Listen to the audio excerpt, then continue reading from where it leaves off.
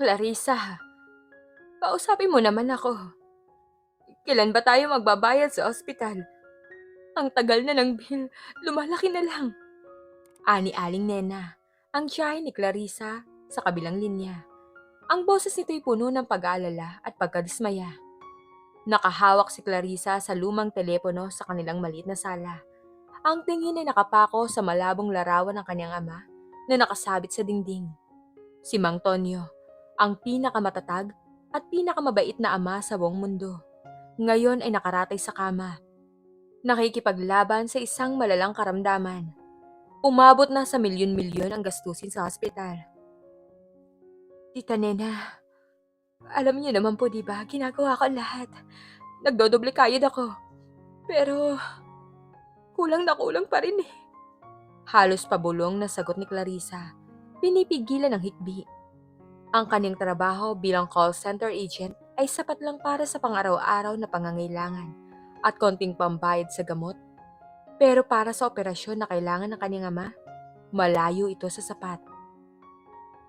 Ang sabi kasi ng doktor, kailangan ng agarang operasyon eh. At kung hindi, Clarissa, ayokong mag-isip ng masama. Umiiyak na sagot ng kanyang tiyahin. Wala na tayong may sasanla. Ang bahay natin muntik nang makuha ng bangko. Naramdaman ni Clarissa ang matinding hapdi sa dibdib. Siya lang ang inaasahan ng kanyang ama. Ang kanyang ina, matagal nang sumakabilang buhay. At tanging ang kanyang ama ang kanyang tanging pamilya.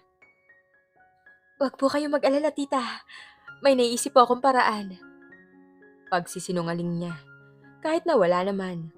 Ngunit sa sandaling yon, tila may nagsindi ng isang maliit na ilaw sa kanyang isipan. Isang bagay na noon ay itinuturing niyang imposible.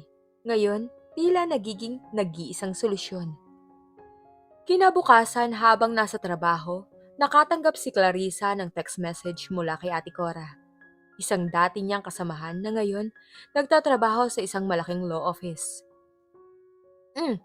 Clarissa, naalala mo ba yung sinabi ko sa'yo dati?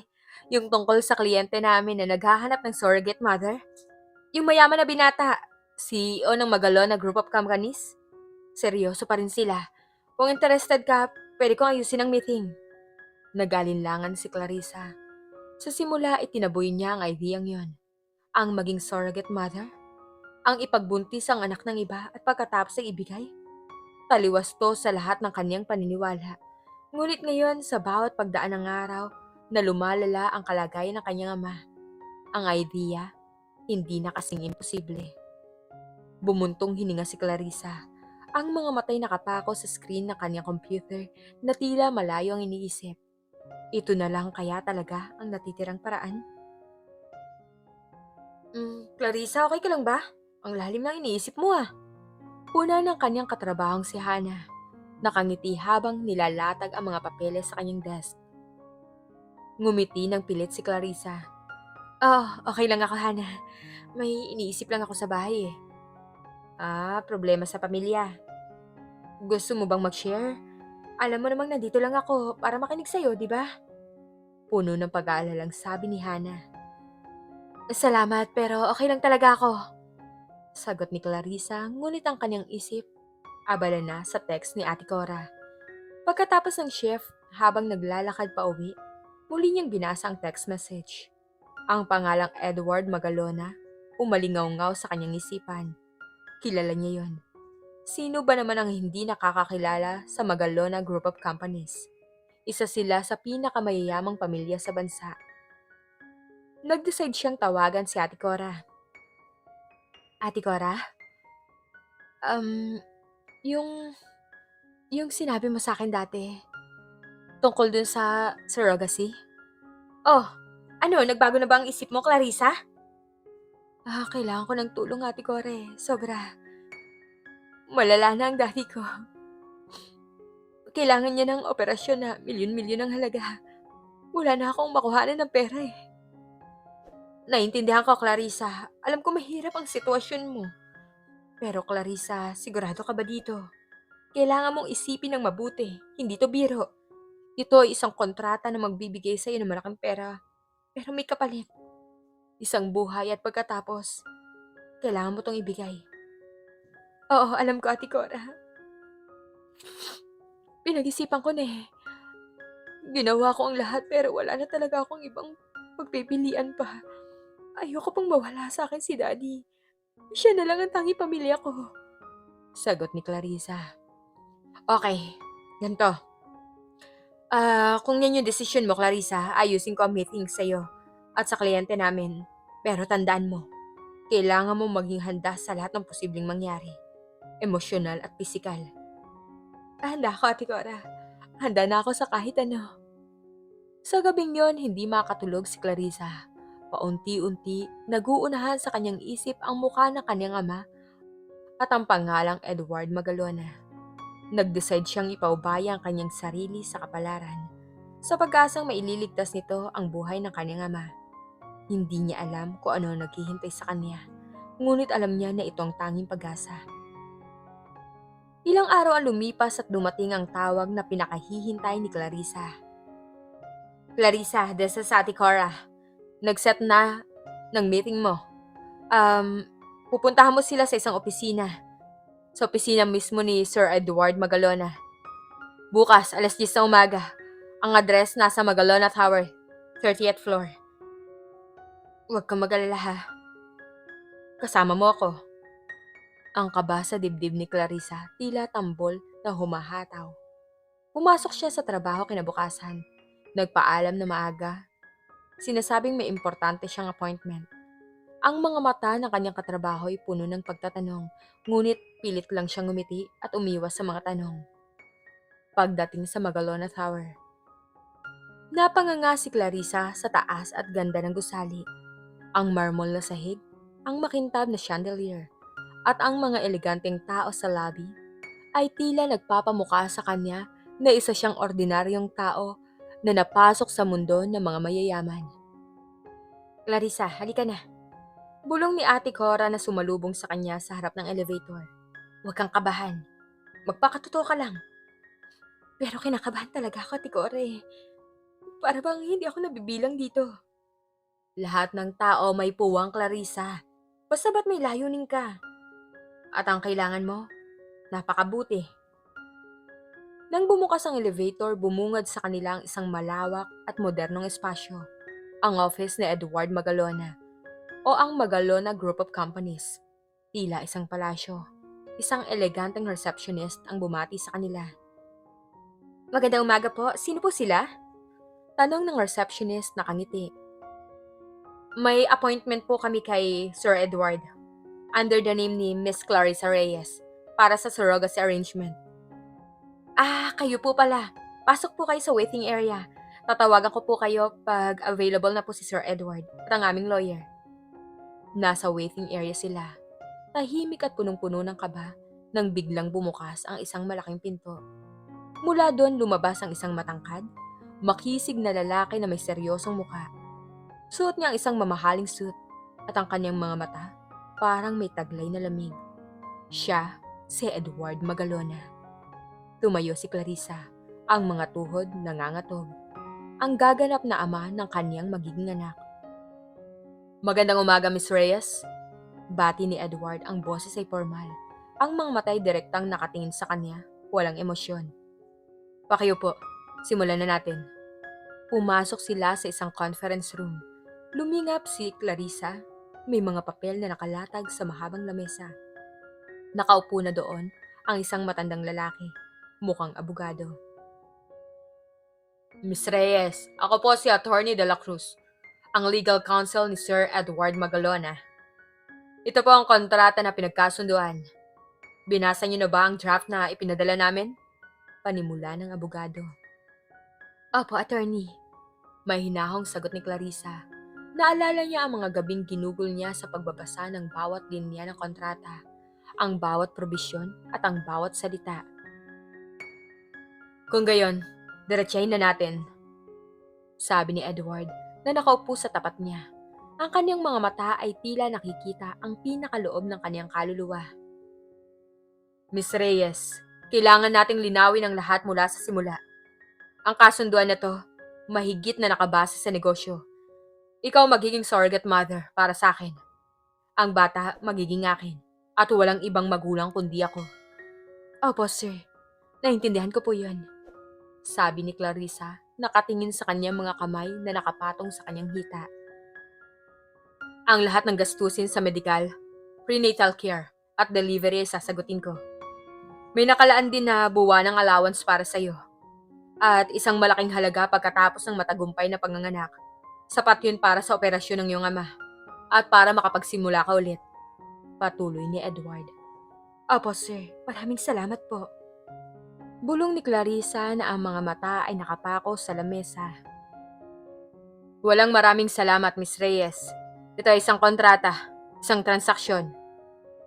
Pagkatapos ng panganganak, ang lahat ng koneksyon mo sa bata at sa akin ay magtatapos. Hindi ka maaaring maghabol ng karapatan sa bata bilang magulang, tagapag-alaga o panauhin.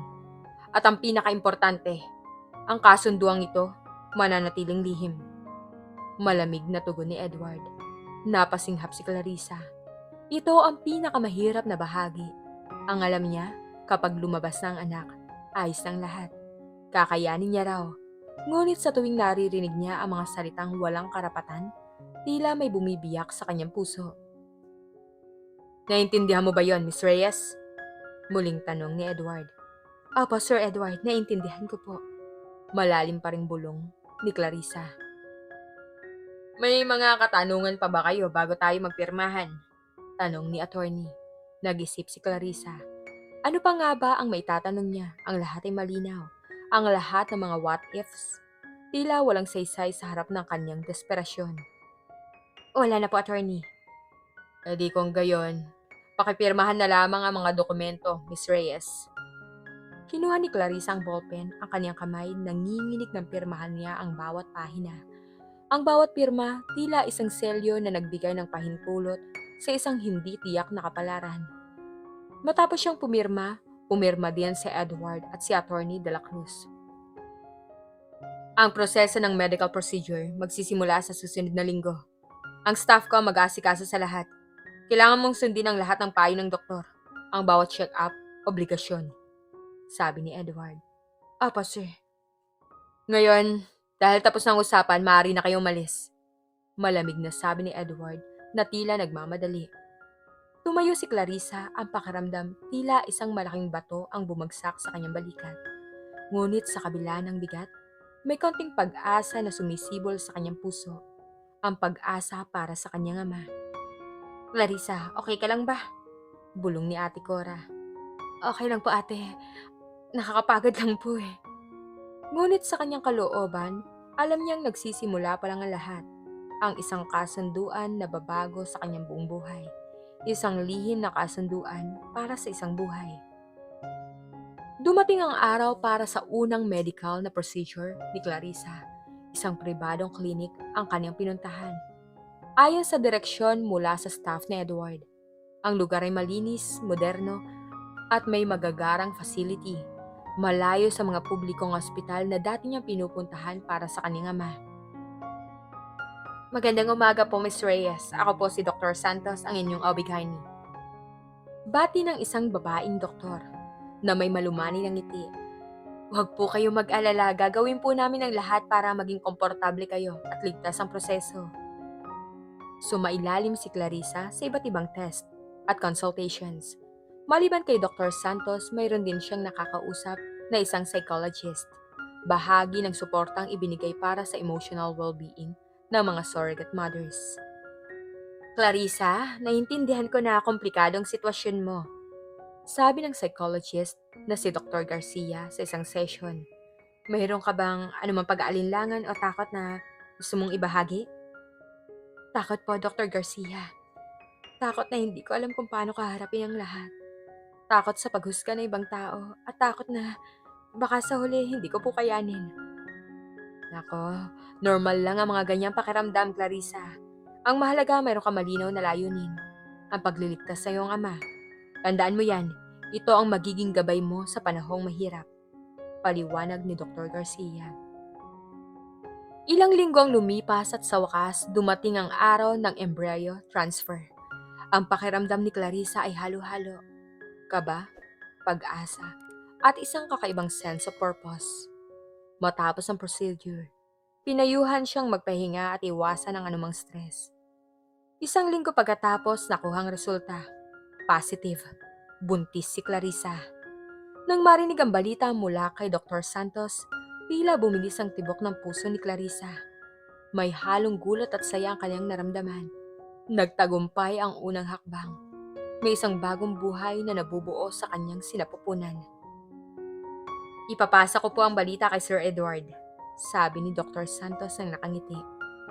Maya-maya nakatanggap siya ng text message mula sa staff ni Edward. Miss Reyes, received the good news. Congratulations. Your first month allowance has been deposited. Next check-up will be on this date. Please be there. Walang personal na message mula kay Edward. Walang salamat o congratulations mula sa kanya. Tanging formal na abiso lamang. Sa isang banda, normal lang yon. Ito ay negosyo tulad ng sinabi niya. Ngunit sa isang maliit na bahagi ng kanyang puso, umaasa siyang makakatanggap ng kahit konting personal na message. Sa mga sumunod na linggo, nagpatuloy ang kanyang mga check-up. Habang lumalaki ang tiyan ni Clarissa, unti-unti niyang nararamdaman ang pagbabago sa kanyang katawan. Ang pagduduwal sa umaga, ang pagkapagod, at ang kakaibang pakiramdam ng isang buhay na lumalago sa loob niya. Ngunit may mga problema din na nagsimulang lumabas. Sa kanyang kapitbahay, napansin ng ilang tsismosa ang kanyang pagbabago. Clarissa, hindi ka ba nakapasan? Tanong ng kanyang kapitbahay na si Aling Mercy. Isang araw habang nagwawali siya sa labas ng bahay. Ang tingin nito nakatutok sa kanyang tiyan na bahagyang lumalaki na. Hindi po Aling Mercy, medyo namamagalang po. Pagsisinungaling ni Clarissa, namumula muka. Talaga? Akala ko ba'y wala kang boyfriend, bigla kang lumaki. Ano yan, lumamon ka ng bato? Sabay tawa ni Aling Mercy, tila nagbibiro pa. Ngunit ang mga mata nito'y puno ng malisyosong pagdududa.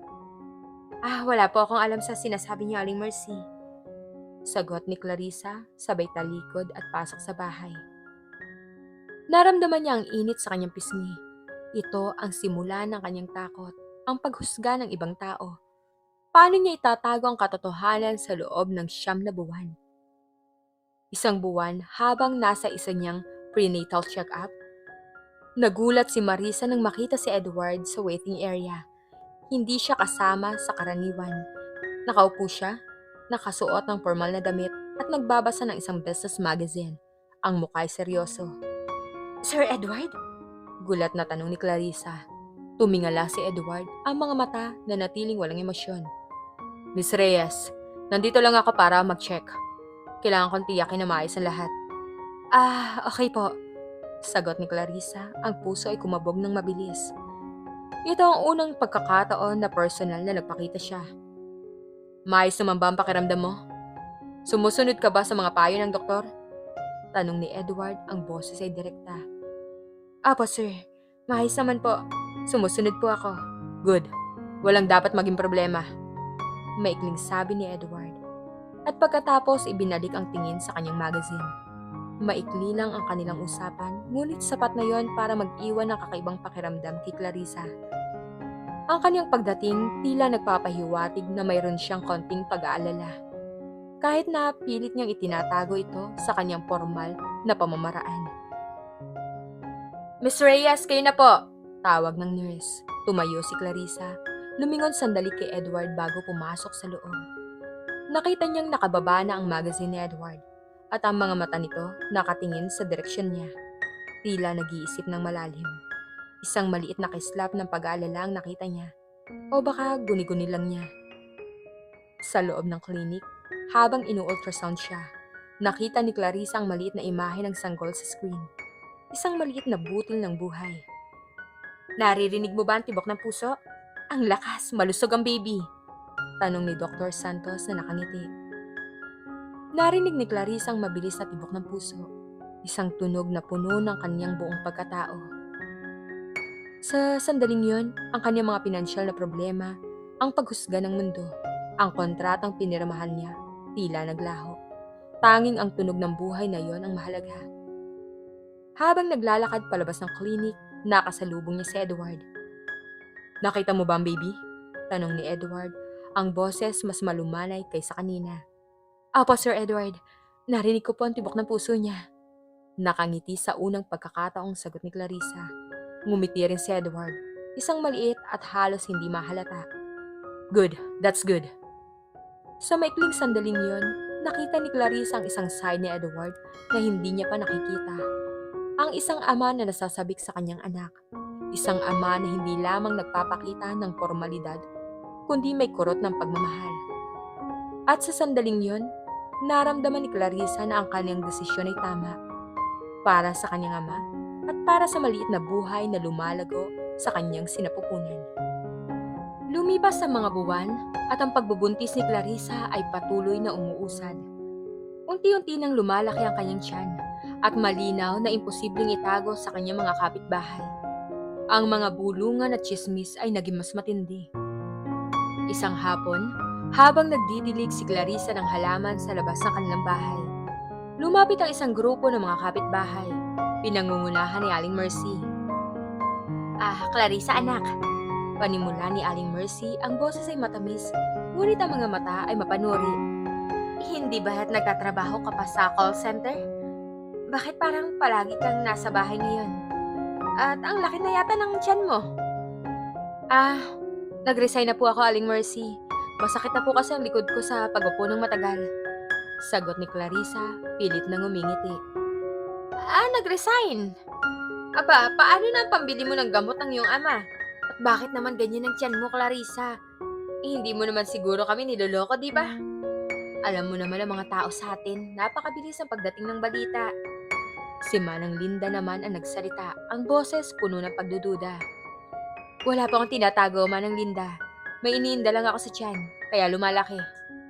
Sinubukan ni Clarissa na magpaliwanag, ngunit alam niyang hindi sila maniniwala. Ay, sus Maria Josep, may iniinda, Clarissa? Mukha kang ang buntis eh. Kanino yan? Wala ka namang asawa, wala kang mag-boyfriend. Nako, Clarissa, baka naman... Si Aling Mercy ay biglang nagtakip ng bibig, tila gulat sa sarili niyang sinabi. Ngunit ang ngiti nito ay nanatili. Naramdaman ni Clarissa ang pag-init ng kanyang pisngi. Ang mga mata ng mga kapitbahay ay tila may gustong usisain, puno ng paghusga. Kailangan ko na pong pumasok, may ginagawa pa po ako. Paalam niya sabay talikod at pasok sa bahay. Narinig niya mga bulong-bulungan habang naglalakad siya. Ay nako, kawawa naman si Mang Tonyo. May sakit na, may ganyan pang anak.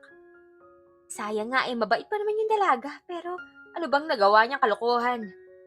Pumasok si Clarissa sa bahay at naupo sa sofa. Ang mga luha ay nagsimula ng umagos. Masakit ang mga salita. Ang kontrata ay nagsasaad ng lihim. Ngunit paano niya itatago ang isang lumalaking tiyan sa 18 milyong tsismosa na kapitbahay? Sa kabila ng mga personal na hamon ang kanyang relasyon kay Edward dahan-dahang nagbabago. Mas madalas na siyang sumasama sa kanyang mga check-up. Habang nasa waiting area, hindi na lang sila nagbabasa ng magazine. Nag-uusap na sila tungkol sa panahon, sa balita at minsan kakaibang mga bagay. Isang araw habang naghihintay sila sa doktor, nagtanong si Edward. Clarissa, kumusta ang iyong ama? May sapat pa ba kayong pera para sa kanyang gamot? Opo sir. Malaking tulong po ang ibinibigay niyong allowance sa akin. Nakakabili na po kami ng gamot na kailangan niya. Maraming salamat po.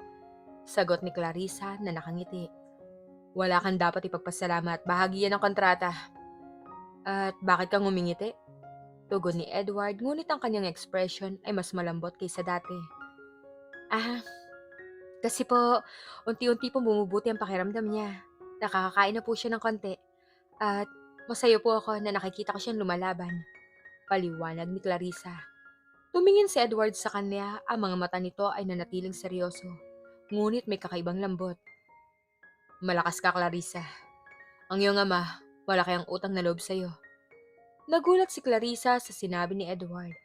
Ito ang unang pagkakataon na nakarinig siya ng personal na komento mula dito. Malayo sa negosyo. Salamat po, Sir Edward. Mahinang sagot niya. Edward na lang, hindi na Sir Edward. Kung patuloy ka pa rin sa pagtawag ng Sir, baka isipin ng mga tao na boss mo ko at hindi tayo sa opisina, sabi ni Edward. At sa pagkakataong yon, nakita ni Clarissa ang isang maliit na ngiti sa labi nito. Isang ngiting halos hindi mahahalata, ngunit naroroon. Okay po, Edward, sagot ni Clarissa namumula. Sabihin mo sa akin, Clarissa, may mga kapatid ka ba? Tanong ni Edward, tila nagtataka. Wala po. Ako lang po nag-iisang anak. Kaya po siguro masyado ako malapit sa daddy ko. Paliwanag ni Clarissa. Naiintindihan ko, sabi ni Edward, ang kanyang tingin ay nakapako sa kawalan. Ako rin, nag-iisang anak. Kaya siguro minsan pakiramdam ko, mag-isa ako sa mundo. Nagulat si Clarissa. Hindi niya inaasahan na ibabahagi ni Edward ang ganong personal na bagay. Ang mayaman at makapangyarihang CEO na ito, nag-iisa rin pala. Edward, hindi ka po nag-iisa.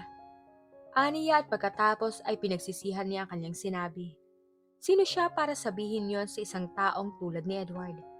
Tumingin sa kanya si Edward, ang mga mata may halong sorpresa. Bakit mo naman nasabi yan? Kasi po, ang dami niyong koneksyon. Ang dami niyong kakilala. Hindi po ibig sabihin na mag-isa lang kayo. Paliwanag ni Clarissa. Ang koneksyon at kakilala hindi katumbas ng pamilya, Clarissa. Malamlam na sabi ni Edward. Ang pamilya, ibang klase ng pagmamahal yan. Natahimik sila, ngunit ang sandaling yun nagbago ng lahat. Hindi na lang sila dalawang tao na nagkasundo sa isang kontrata. Nagkaroon na ng isang tulay ng pag-unawa sa gitna nila. Nakikita na ni Clarissa ang isang Edward na higit pa sa malamig at formal na CEO. Nakikita niya ang tao sa likod ng titulo. Isang tao na may mga pangarap, takot at kalungkutan. Isang araw, inaya ni Edward si Clarissa na kumain sa isang restaurant malapit sa klinika pagkatapos ng kanilang check-up. Hindi na po ba kayo magmamadali? Tanong ni Clarissa. Hindi. Gusto kong malaman kung komportable ka sa pagupo. Kung may sumasakit sa'yo, kailangan mong kumain ng masustansya. Sagot ni Edward, ang boses ay direkta pa rin, ngunit may pag-aalala. Opo, maayos naman po ako. Pili na lang po kayo ng gusto nyo. Sabi ni Clarissa, pakiramdam ay lumiliwanag ang kanyang muka. Habang kumakain sila, napansin ni Clarissa ang kakaibang pagbabago kay Edward. Hindi nito ganong formal. Nagsasabi na rin ito ng mga kwento tungkol sa kanyang trabaho, sa kanyang mga plano para sa kumpanya at kung minsan, sa kanyang mga pangarap para sa magiging anak. Gusto kong maging matalino ang anak ko, Clarissa. Sabi ni Edward, nakangiti. Gusto kong maging matagumpay siya sa buhay. Sigurado yun, Edward. Matalino ang magiging anak niyo. Kayo po ang ama eh. Sagot ni Clarissa at sa sandaling yun, nakalimutan niya ang kontrata. Nakalimutan niya na hindi siya ang tunay na magulang. Ang nakikita niya, isang ama na masaya sa kanyang magiging anak. Sa kabilang banda, nagsimula na rin ang pagdududa mula sa mga taong malapit kay Edward. Isang umaga habang nasa opisina, pinuntahan siya ng kanyang kaibigan at business partner na si Patricia. Maganda si Patricia, isa ring matagumpay na negosyante at matagal nang may gusto kay Edward. Edward, narinig ko na sinasamahan mo ang biological mother ng anak mo sa kanyang mga check-up. Sabi ni Patricia, ang boses ay matamis ngunit may himig ng pag-uusisa. Patricia, may problema ba doon? Tanong ni Edward nakakunot ang noo. Wala naman. Nagtataka lang ako eh. Hindi ba't may staff kang pwedeng pag-utusan para doon? Ang pagpunta mo mismo masyadong personal. Hindi ba't negosyo lang ang lahat? Tanong ni Patricia nakangiti. Kinakailangan kong tiyakin na maayos ang lahat, Patricia. Importanteng maayos ang kalusugan ng bata. Paliwanag ni Edward. Naintindihan ko, Edward. Pero, hindi ba't masyado ka nang nagiging komportable sa kanya? Hindi ba't bawal sa contract ang emotional na koneksyon? Tanong ni Patricia, ang mga mata ay nakatingin sa kanya ng seryoso. Hindi mo alam ang nilalaman ng kontrata, Patricia. At hindi ka dapat makialam sa personal kong buhay. Sagot ni Edward, ang boses naging malamig. Personal na buhay? Negosyo? Edward, alam mo naman na marami ang nakasalalay sa reputation mo. Sa atin, may mga taong nagtataka, malaki ang epekto sa atin nun kung magkakaroon ng anumang eskandalo. Ani Patricia, ang ngiti ay naglaho. Hindi ba't ito ang dahilan kung bakit hindi ka nagpakasal sa akin? Dahil ayaw mo ng komplikasyon? Bakit ngayon parang tila may komplikado pa ang pinasukan mo? Natahimik si Edward. Ang mga salita ni Patricia tila tumama sa isang punto. Ngunit sa kanyang isip, hindi na lang basta negosyo ang lahat. Hindi na lang isang kontrata si Clarissa. May isang bagay na nagbabago sa kanyang damdamin. Hindi mo maiintindihan, Patricia. Mayroon akong responsibilidad. Malamig na sagot ni Edward. Responsibilidad o feelings? Bulong ni Patricia sabay alis. Sa kanyang opisina, naiwan si Edward na nag-iisip. Responsibilidad o pakiramdam? Sa bawat pagdinig niya ng tibok ng puso ng kanyang anak sa ultrasound, sa bawat pagbabahagi ni Clarissa ng ngiti, sa bawat pagdama niya sa tiyan ni Clarissa na tila may buhay doon. Hindi niya matatawag na negosyo lang ang lahat. Nagkaroon na ng damdamin. Nagkaroon na ng koneksyon. Isang koneksyon na unti-unting lumalalim. Labag sa kanilang pinirmahang kontrata. Ang mga bulungan sa kapitbahay ni Clarissa ay lumala at naging hayagan. Isang umaga habang naglalakad si Clarissa sa palengke upang bumili ng prutas para sa kanyang ama, isang grupo ng mga babae ang nagbubulungan sa kanyang likuran. Aba, tingnan mo ang tiyan ni Clarissa, ang laki na! Sigurado ka ba, Manang Linda, na hindi nga siya buntis? Tanong ng isang babae. Ay nako naman, Manang Fe. Kung hindi ka ba naman bulag, sa laki ng tiyan, kabuwanan na yan. Ang tanong, sino ang ama? Sagot ni Manang Linda, ang boses sapat para marinig ni Clarissa. Naramdaman ni Clarissa ang pamumula ng kanyang muka. Lumakad siya ng mabilis. Nagpapanggap na hindi niya naririnig ang kanilang mga usapan. Ngunit ang mga salita tila matalim na punyal na sumasaksak sa kanyang puso. Kawawang Mang Tonyo. Alam kaya niyang katotohanan na ang anak niya na tanging pag-asa niya ganito ang pinasok? Ani Aling Mercy naman, pinaparinig pa rin sa kanya. Hindi na nakayanan ni Clarissa. Napatakbo siya pa uwi, ang mga luha ay umagos. Pumasok siya sa bahay at naupo sa isang sulok. Humihikbi ng tahimik. Masakit. Napakasakit. Kahit na alam niyang ginagawa niya ito para sa kanyang ama. Ang paghusga ng mundo, tila mas mahirap dalhin kaysa sa inaakala niya. Isang araw habang nasa isa niyang check-up kasama si Edward, hindi niya na napigilan ang kanyang sarili. Nakita ni Edward na malungkot siya. Clarissa, may problema ba? Tanong ni Edward, ang boses ay malalim. Nag-aalangan si Clarissa. Dapat ba niyang sabihin ng totoo?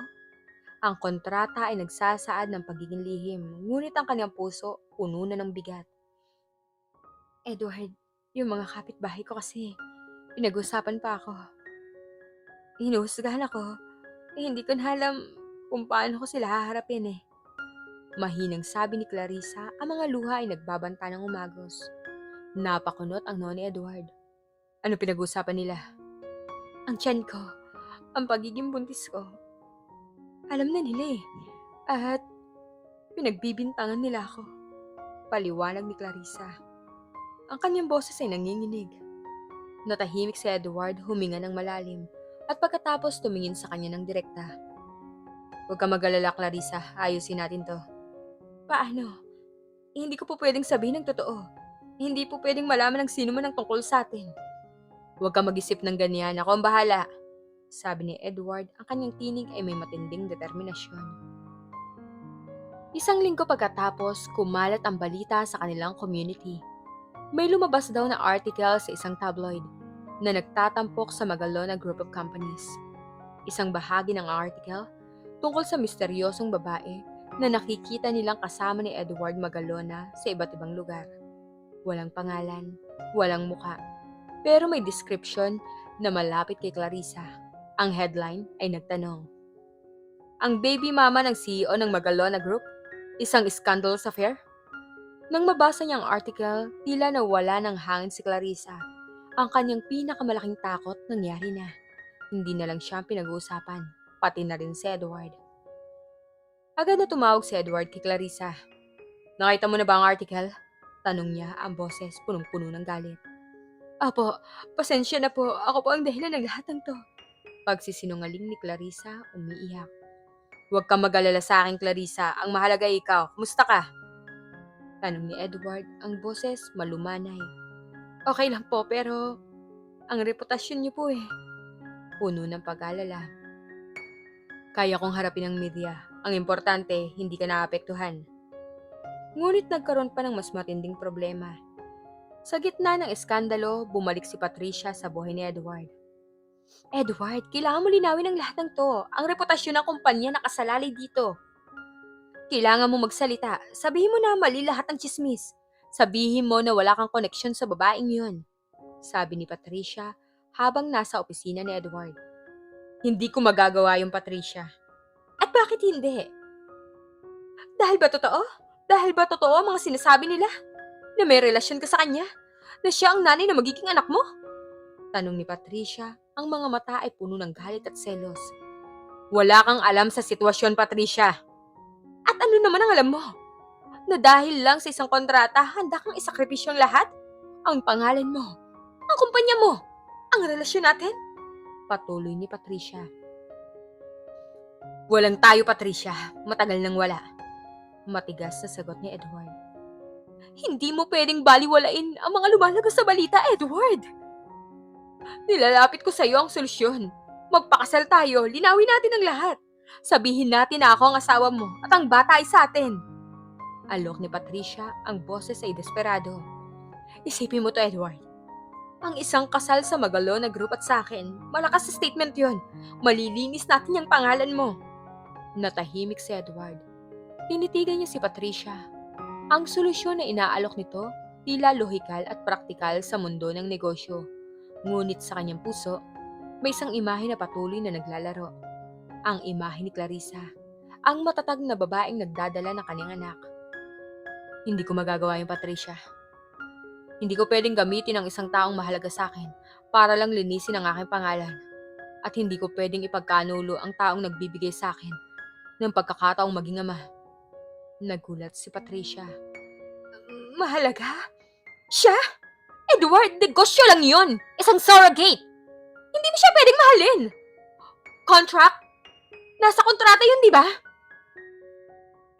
Ang damdamin, Patricia, hindi kontrolado ng kontrata. Umalis ka na. Wala na tayong dapat pag-usapan pa. Galit at pagkabigo, umalis si Patricia. Naiwan si Edward sa kanyang opisina na nag-iisip. Ang mga salita ni Patricia ay tila tumatatak sa kanyang isip. Nagiging mas komplikado na ang lahat. Ngunit sa bawat hamong kinahaharap niya, mas nagiging malinaw sa kanya mga bagay. Hindi na lang basta isang surrogate si Clarissa.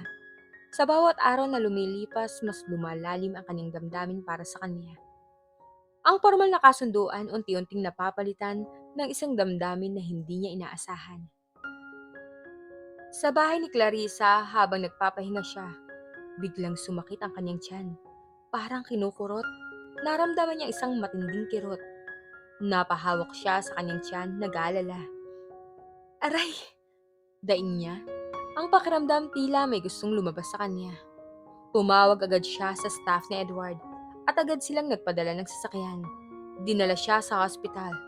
Sa emergency room, mabilis siyang inasikaso ng mga doktor. Pagdating ni Edward, nakita niya si Clarissa na nakaratay sa kama, putlang-putla. Clarissa, anong nangyari?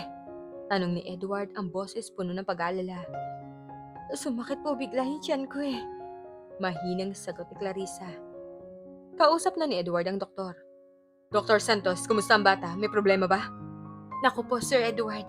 May bahagyang pagdurugo. Kailangan natin pigilan ng premature labor.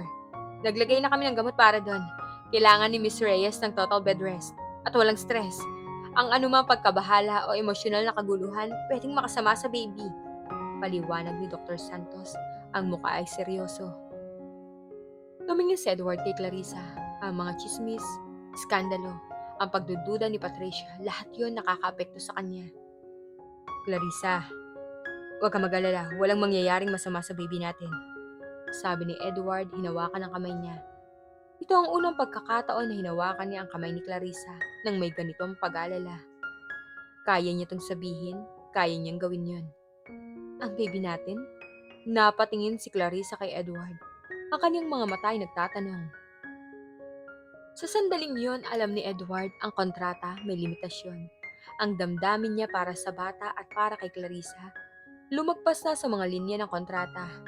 Kailangan niyang protektahan silang dalawa. Ang pagsubok na ito ay tila nagbibigay ng linaw sa kanyang damdamin.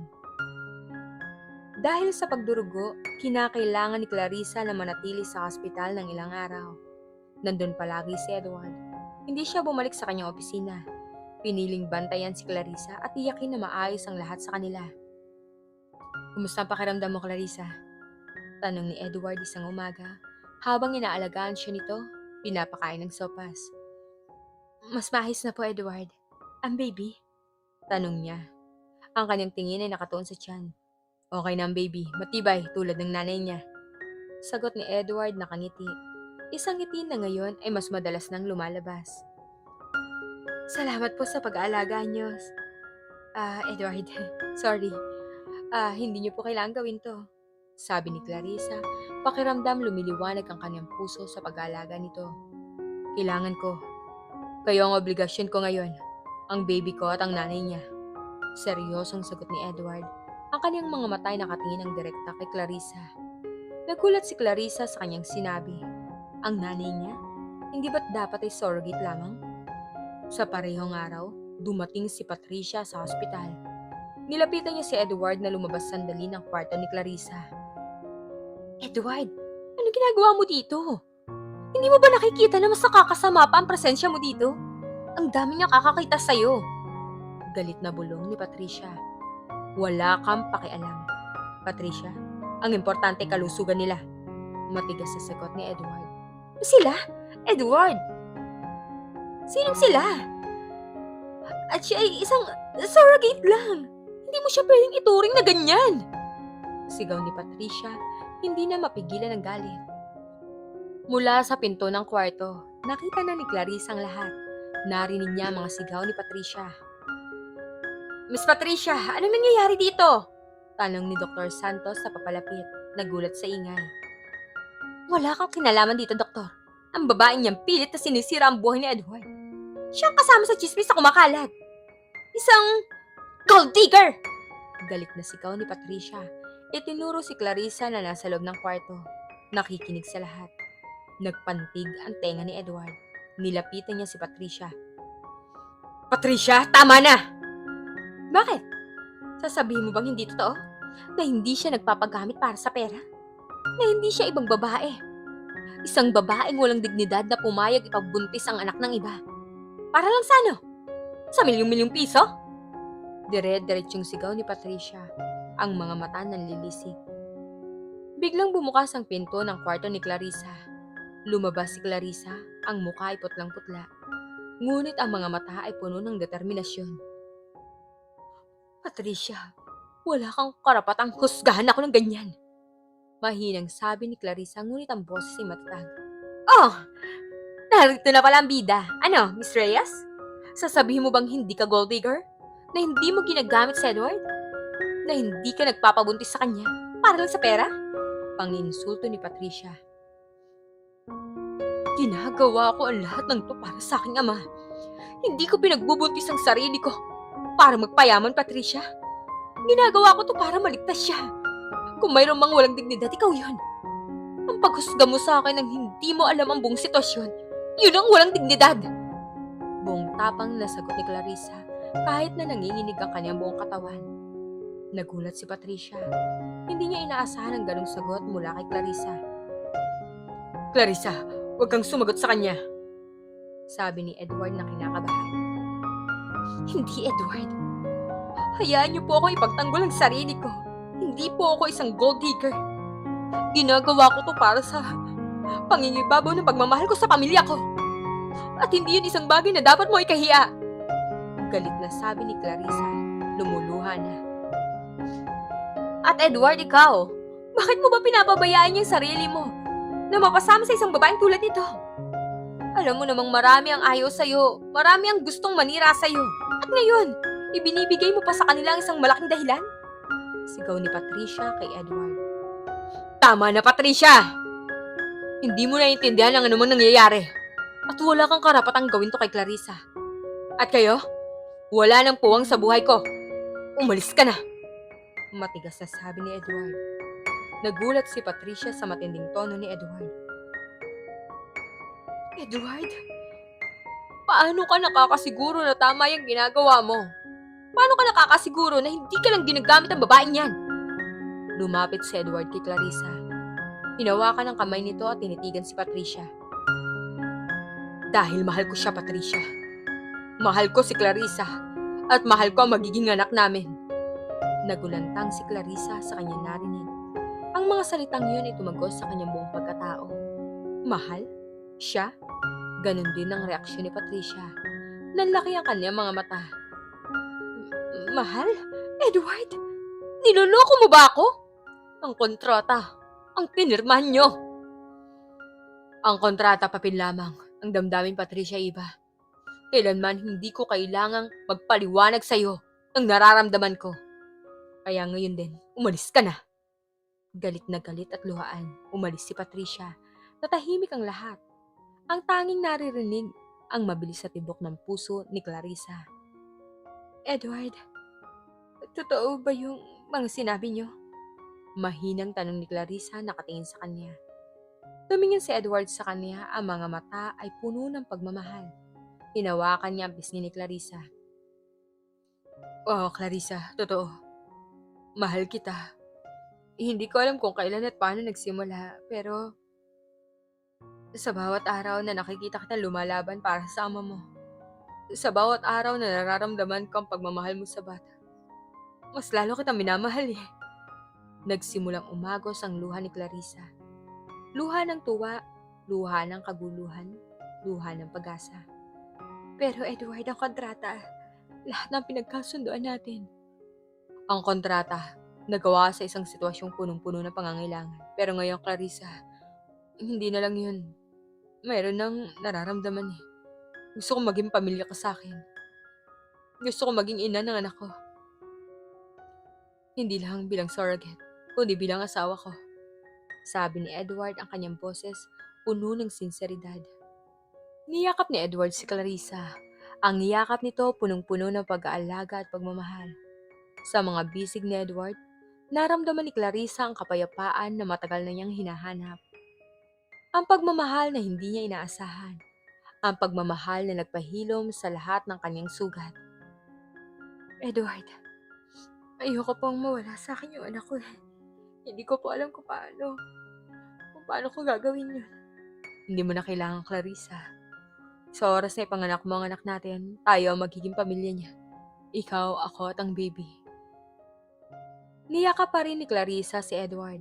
Ang kanyang puso, puno ng pagmamahal. Ang lahat ng hirap at pagsubok tila naglaho. Isang bagong pag-asang sumisibol. Isang pag-asa para sa isang tunay na pamilya.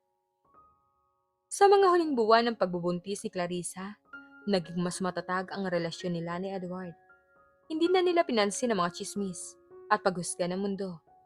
Ang bawat check-up, nagiging pagkakataon para sa kanila na magplano para sa kanilang kinabukasan bilang isang pamilya.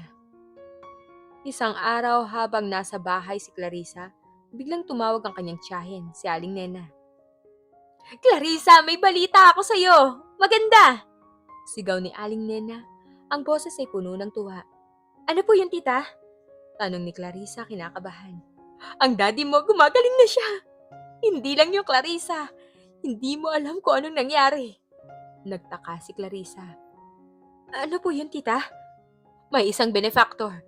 Isang taong hindi natin kilala. Nagbayad ng lahat ng bill ng daddy mo sa ospital. Pati na rin ang operasyon niya. Gumaling na siya, Clarissa. Nakakauwi na raw siya bukas. Umiiyak na sagot ni Aling Nena. Nagulat si Clarissa. Sino? Mabilis na tumakbo sa kanyang isip ang pangalan ni Edward. Pero paano at bakit? Tita, sino po ang benefactor? May pangalan po ba? Hindi kasi namin alam, Clarissa eh. Ayaw ipabanggit ng hospital ang pangalan. Ang sabi lang, isang taong may mabuting puso. Hindi nagtagal dumating si Edward para sunduin si Clarissa para sa kanilang prenatal check-up.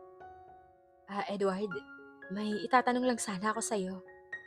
Panimula ni Clarissa habang sila ay nasa sasakyan. Ano yun, Clarissa? Ikaw ba yung nagbayad ng hospital bill ng daddy ko? Kayo po ba ang benefactor na tinutukoy ni tita? Direkta niyang tanong. Biglang natahimik si Edward. Tumingin siya kay Clarissa. Ang kaniyang mga matay may halong gulat. Paano mo nalaman? So, totoo nga. Kayo po, pero bakit? Tanong ni Clarissa, ang kaniyang mga mata ay nanlalaki. Clarissa, gusto kong maging ligtas ang ama mo. Gusto kong makita mo na ang pagmamahal ko sa iyo hindi lamang salita. At ayoko na maging dahilan pa ang pera para sa anumang pag-aalala mo. Paliwanag ni Edward. Gusto ko na hindi ka lamang magkaroon ng kapayapaan sa akin, kundi pati na rin sa iyong pamilya. Naluha si Clarissa. Ang ginawa ni Edward ay higit pa sa kanyang inaasahan. Hindi na lang basta pera ang ibinigay nito, kundi kapayapaan ng loob. Pero Edward, ang kontrata, ang mga usapan natin. Ang kontrata, wala nang bisahin sa akin, Clarissa. Ang mahalaga ang pamilya natin ngayon. Ikaw, ako at ang baby. Hindi na kailangan ng pera para sa pagmamahal. Dahil mahal na mahal kita, Clarissa. Sa mga sandaling yon, naramdaman ni Clarissa ang kapayapaan. Ang kanyang ama ay ligtas na, ang kanyang kinabukasan ay malinaw na, at ang kanyang puso ay puno ng pagmamahal. Ang twist, hindi lamang ang paggaling ng ama ni Clarissa, kundi ang pagpapakita ni Edward ng kanyang pagmamahal na higit pa sa material na bagay, na nagbibigay ng kalayaan kay Clarissa na pumili, hindi dahil sa pangangailangan, kundi dahil sa pagmamahal. Dumating na ang araw ng panganganak. Nandun si Edward nakahawak sa kamay ni Clarissa, buong tapang na sinamahan siya. Kaya mo yan, Clarissa, nandito lang ako. Sabi ni Edward, ang kanyang boses ay puno ng pag-aalala at pagmamahal. Matapos ang mahabang oras ng paghihirap, isang malakas na iyak ang pumuno sa buong silid. Ipinanganak na ni Clarissa ang isang malusog na sanggol na lalaki. Congratulations sa inyo pong mag-asawa, isang malusog na baby boy, sabi ng doktor, hawak ang bagong silang na sanggol. Niyakap ni Edward si Clarissa, ang kanyang mga mata ay puno ng luha. Salamat, Clarissa. Salamat sa pagbibigay mo sa akin ng anak. Baby natin, Edward. Bulong ni Clarissa, ang mga luha ay umaago sa kanyang pisngi. Ibinigay ng nurse ang sanggol kay Clarissa, ang maliit na nilalang na kakapagpabago ng lahat. Ang pagdududa, ang takot, ang lahat ng problema tila naglaho sa isang iglap. Tanging pagmamahal at kapayapaan ang nadama niya. Pagkatapos, ibinigay ni Clarissa ang baby kay Edward. Unang beses na hinawakan ni Edward ang kanyang anak, nanginginig ang kanyang kamay. Ang kanyang mukha, puno ng paghanga at pagmamahal. Ang ganda niya, Clarissa. Bulong ni Edward, ang kanyang mga mata ay nakapako sa anak. Nang gabing yon, habang nagpapahinga si Clarissa, pumasok si Edward sa kwarto. Naupo siya sa tabi ng kanyang kama, hinawakan ang kanyang kamay. Clarissa, alam ko may kontrata tayo. Pero gusto kong malaman mo na hindi ko nagagamitin yung laban sa'yo. Gusto kong maging pamilya tayo. Gusto kong palakihin ang anak natin kasama ka. Bilang asawa ko, bilang ina ng anak ko. Tiningnan ni Clarissa si Edward. Ang kanyang mga mata puno ng pag-asa. Pero Edward, ang mga tao, ang mga chismis. Huwag nating intindihin ang mga tao, Clarissa. Ang importante ay tayo, ang pamilya natin. Kung hahayaan natin ang mga tao na magdesisyon sa ating kapalaran, kailanman hindi tayo magiging masaya. Gusto ko na sa bawat umaga, ikaw ang gigising sa tabi ko. Gusto ko na sa bawat gabi, ikaw ang katabi ko. Sa pagpapalaki ng anak natin. Gusto ko rin yun, Edward. Gusto ko rin maging pamilya tayo. Mahinang sabi ni Clarissa. Ang kanyang mga mata ay puno ng pagmamahal. Mahal kita, Edward. Mas mahal kita, Clarissa. Sagot ni Edward pagkatapos ay hinalikan niya ito sa noo. Sa sandaling yon, ang lahat ng pagsubok, pagdududa at paghihirap ay tila naglaho. Isang bagong simula ang naghihintay para sa kanila. Isang pamilya na binuo hindi sa kontrata kundi sa pagmamahal. Lumipas ang ilang linggo, umuwi na si Clarissa mula sa ospital. Kasama ang kanilang anak na pinangalanan nilang Ethan. Sa bahay ni Edward, na ngayon ay tahanan na rin ni Clarissa, doon nagsimula ang kanilang bagong buhay. Ang pagdating ni Ethan ay nagdala ng bagong saya at kahulugan sa kanilang buhay. Si Edward na dati formal at abala sa trabaho, naging isang mapagmahal at maaasahang ama. Hindi niya alintana ang pagpupuyat, ang pagpapalit ng diaper o pagpapakain sa bata. Ginawa niya ang lahat ng may pagmamahal. Ang gwapo-gwapo ng anak nating Clarissa. Kamukha mo ang mga mata, sabi ni Edward isang araw habang kinakarga si Ethan. At kamukha mo naman ang ilong, Edward, sagot ni Clarissa ang nakangiti. Sa kabila ng kanilang kaligayahan, hindi pa rin nawawala ang mga humusga. Lumabas muli si Patricia kasama ang ilang miyembro ng board ng Magalona Group of Companies. Edward, ano bang ginagawa mo? Ang babaeng yan may skandal. At kaya pinapapasok mo pa sa buhay mo? Sa bahay mo pa! Galit na sigaw ni Patricia habang nasa sala sila ni Edward. Patricia, itong pamilya ko. Wala kang karapatan na pagsalitaan sila ng ganyan. Matigas na sabi ni Edward. Pamilya, Edward? Bali walang kontrata? Ano sasabi ng mga investors? Ng mga kliyente mo? Na ang CEO ng Magalona Group nakikipagrelasyon sa isang surrogate na nagpabayad para magbuntis? Patuloy ni Patricia, ang boses puno ng galit. Lumapit si Clarissa kay Patricia. Patricia, hindi ko ginawa lahat ng to para lang sa pera. Ginawa ko to para sa pamilya ko. At ngayon si Edward at si Ethan, sila ang pamilya ko. Kung mayroon mang masama sa paningin mo, yun ay ang paghusga mo sa isang tao nang hindi mo alam ang tunay na kwento. Wala kang karapatang magsalita sa akin ng ganyan, sigaw ni Patricia. Mayroon akong karapatan, Patricia, bilang ina ng anak ni Edward at bilang kanyang asawa. Buong tapang na sabi ni Clarissa. Gulat na gulat si Patricia. Asawa? Nagpakasal kayo? Oo, Patricia, nagpakasal kami. At ngayon, formal na kaming pamilya. Kaya itigil mo na ang panggugulo mo sa amin. Kung may problema ka pa sa akin o sa pamilya ko, sa akin ka lumapit, hindi sa asawa ko. Matigas na sabi ni Clarissa. Nagulat ang lahat, lalo na ang miyembro ng board. Ngumiti si Edward. Hinawakan ng mahigpit ang kamay ni Clarissa. Tama siya. Direkta na kayong lumapit. Kung may tanong kayo tungkol sa aking asawa at anak. Galit at talunan, umalis si Patricia kasama ang mga miyembro ng board na tila walang masabi. Niyakap ni Edward si Clarissa. Ang tapang mo, Clarissa. Mas lalo kitang hinahangaan. Dahil po sa inyo, Edward.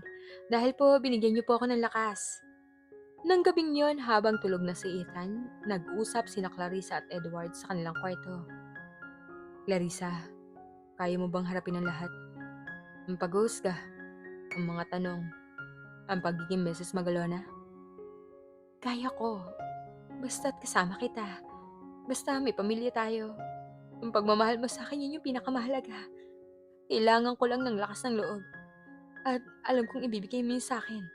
Siyempre, Clarissa, habang buhay, ikaw at ako para sa anak natin. Sa mga sumunod na taon, ipinagtanggol ni na Edward at Clarissa ang kanilang pamilya laban sa lahat ng pagdududa at paghusga. Sa bawat hamon, mas lalo silang naging matatag. Sa bawat taon, mas lalo nilang ipinakita sa mundo na ang pagmamahal ay hindi batay sa kung paano nagsimula ang isang relasyon, kundi sa kung paano ito pinalalaki.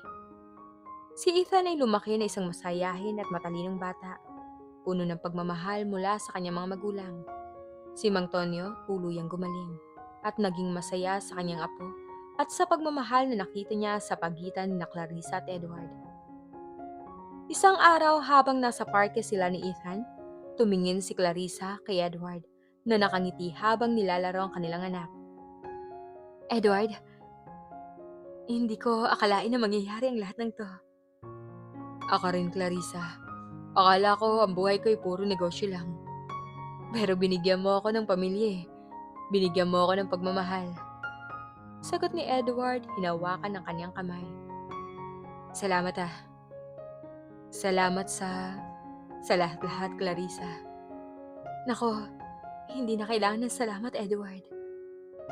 Nais ko kayong mahalin eh. Mahalin habang buhay. Sabi ni Clarissa. Sa huli, pagkatapos ng maraming pagsubok, kritisismo, pagdududa sa damdamin at paninira, nagkamit sila ng mapayapang kasunduan. Ipinanganak nga ni Clarissa ang baby nila ni Edward. At sa halip na iwanan o igiit ang kontrata, pinili ni Edward na tanggapin si Clarissa bilang higit pa sa isang surrogate. Nagdesisyon sila na sabay-sabay palalakihin ang kanilang anak at magsimula ng pamilya na puno ng pagmamahal. Ang kanilang kwento ay naging patunay na ang tunay na pagmamahal ay may kapangyarihang lagpasan ang anumang kontrata, anumang pagdududa, at anumang paghusga ng mundo.